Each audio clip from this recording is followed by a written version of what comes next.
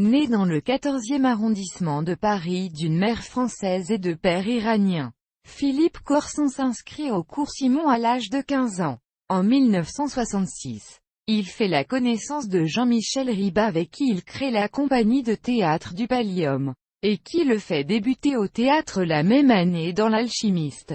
En 1970, il joue les fraises musclées de Jean-Michel Ribes au théâtre La Bruyère, avec Andrea Ferréol, Michel Elias, Philippe Brizard, Jacques Cancelier. Le spectacle ne trouve pas là son public et n'est joué que quelques représentations.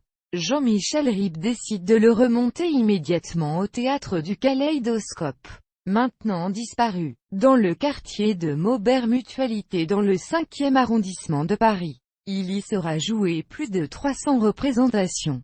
En 1971, il met en scène lui-même Oh, Calcutta, à l'Élysée Montmartre et reçoit son premier rôle au cinéma par Georges Lautner dans Laisse aller. C'est une valse. Il joue en 1982 pour le petit écran dans la série télévisuelle Merci Bernard de Jean-Michel Ribes. Sur FR3, il retrouve la même équipe 6 ans plus tard, dans Palace, diffusé en 1988 sur Canal+.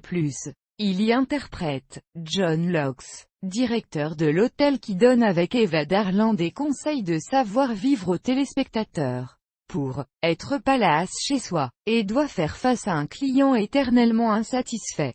Il parodiera dans les années 2000 ce rôle dans une publicité pour la compagnie d'assurance MAF, inspirée par la scène récurrente « Appelez-moi le directeur », auquel Marcel Philippot répond à la fin « Je l'aurai un jour, je l'aurai ». Ce dernier a tenu le deuxième rôle jusqu'en 2007, repris depuis par Laurent Gamelon et Daniel Prévost. Le 11 février 2008, la compagnie d'assurance rediffuse le spot avec Philippe Corson et Daniel Prévost. Un écran a été ajouté. À la fin, disant « Merci Philippe, au revoir, monsieur le directeur ». Il poursuit en parallèle sa carrière théâtrale et cinématographique. Sur les planches, il interprète des rôles divers dans Le mariage de Figaro, 1980. Léocadia d'Anouilh, 1984, La cagnotte de la biche, 1988, La mégère apprivoisée de Shakespeare,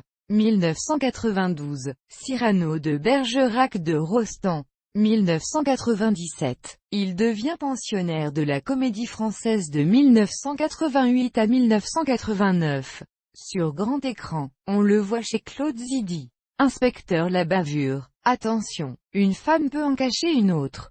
Claude Lelouch, Édith et Marcel, Les Misérables en Javert, Hommes, Femmes, Mode d'emploi, Le courage d'aimer, Francis Weber, Les Compères, Gérard Houry, La vengeance du serpent à plumes, Jean Poiret, Le Zèbre, Jacques Weber, Don Juan, Jean-Luc Godard, Soigne ta droite, Jean-Marie Poiré, Mes meilleurs copains, José Pinheiro, La femme fardée. Il ne délaisse pas pour autant la télévision, participant à partir de 1992 à la saga Une famille formidable, où il interprète le rôle de Richard Matisse, présentateur télé, et à la série Sœur Thérèse, diffusée depuis 2002, dans le rôle de Jackie Roche, un méchant propriétaire foncier, aux côtés de Dominique Lavanant, interprète principal de la série. Il fait également des apparitions dans Marc et Sophie, Navarro, Maggie, Maigret, série télévisée, et H. Il meurt le 29 janvier 2008 des suites d'une hémorragie interne, à l'âge de 59 ans à l'hôpital Lariboisière à Paris, juste après la fin de tournage de Musée bas de Jean-Michel Ribes, sorti en novembre 2008. Ce film, ultime collaboration avec Ribes, est par ailleurs dédié à sa mémoire.